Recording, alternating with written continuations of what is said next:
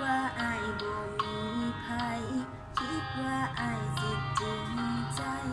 คิดว่าอายบ่หลายใจจึงยอมใส่คำว่าแฟนคิดว่าอายคงพาได้จึงเทให้หมดข้างในคิดว่าอายคงสิแม่นคนที่ใจตามหามานาน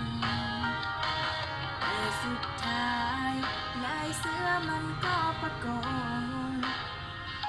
เอาตอนที่น้องหักอายจนหมดหัวใจน้องเลือกอีกคนอีกแล้วก็เลยอกหักตามเคยเทวดาฟ้าบ่เคยจะคิดเห็นใจอกหักซ้ำรอยแบบนี้เจ็บจนบ่อยากหายใจแล้วสิมีสายใดพอจะวางใจได้ละน้องขอให้